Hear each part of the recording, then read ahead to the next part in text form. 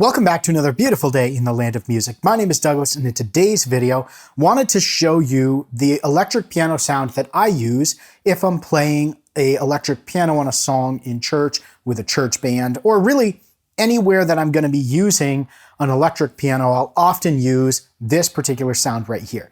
Now, this is off of my worship sound pack. You could go build this your own, or if you want to grab this sound pack, volume 1, that I developed specifically for church use. You can use it anywhere, but the sounds I developed over time playing them live at church and making tweaks and adjustments until I was happy with how they sounded within the mix of the band. If you want to grab that, it's on my website, DSoundman.com, but let's jump into it. And I'm going to play you a little bit of this particular sound here, the Perfect Pad EP. So right out of the gate, we have two different variations using this layer scene 2.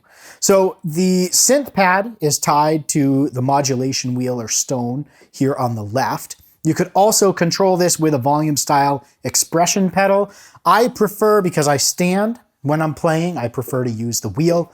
Personal preference there. You could definitely use a control pedal instead. Now with the layer scene 2, I just press the button, but you could tie that to a foot switch. You could tie it to your triple pedal to one of the pedals, either the left or the middle, to trigger that. But what this does is it enables a kind of second variation of the electric piano. So as I'm going through a song, sometimes I'll alternate between these depending on how much depth I need and how much of the other instruments are being played and how much space I need to fill. So the first variation is pretty simple and straightforward.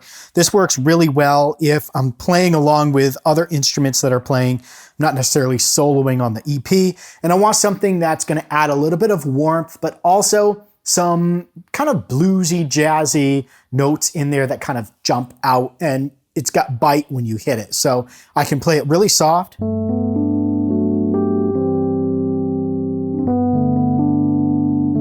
Works really well if you've got acoustic guitar that's maybe running primary on the song.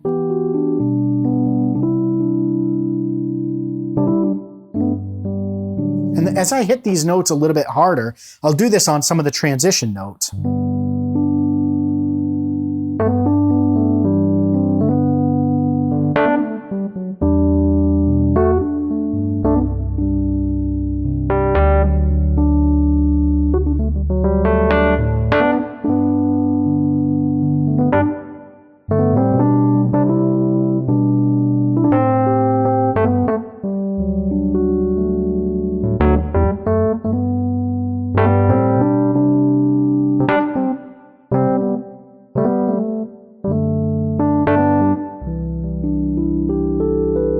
When you hold the sustain pedal, you get some sustaining, obviously, and it builds the warmth and depth of that sound.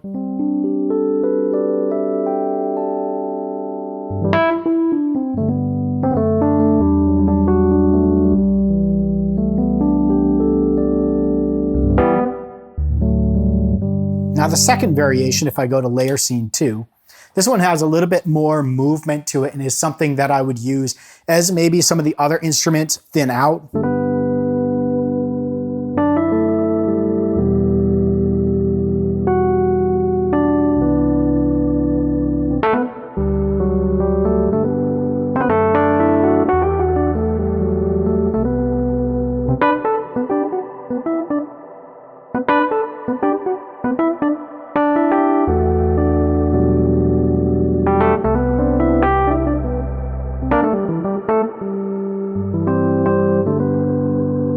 As you play busier, this one doesn't sound quite as well because it gets kind of really busy and full. It's got some delay and some different effects on there.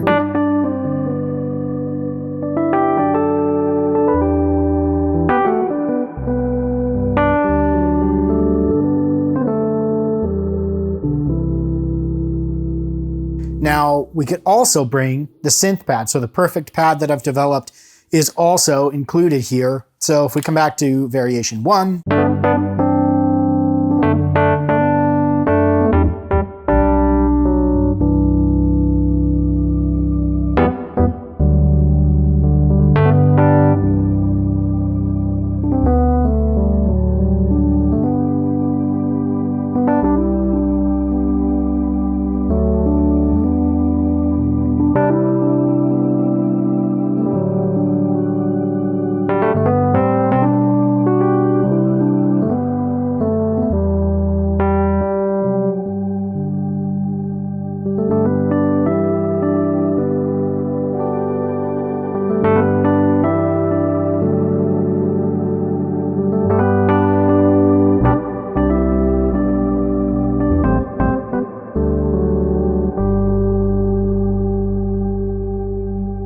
So as you can see, really versatile sound in the ability to bring the synth pad in and out really easily, as well as those two variations giving possibility to how this can be used in a live setting. So if I'm playing a song that I'm going to use electric piano as kind of the primary instrument in that song, I leverage this program here because I have multiple ways I can use a single program without needing to switch programs or reach up and tweak things live. I have it all set up so that it works really well, regardless of kind of the situation I get into with a particular song. Sometimes things shift and you need to be able to be quick enough on your feet or as agile as you can be within a particular program so that you can move where that song is moving. Sometimes it doesn't always head in the direction that we rehearse and practice, and it's really important to be open to how the song is going to move in the live situation as things take place from a live perspective.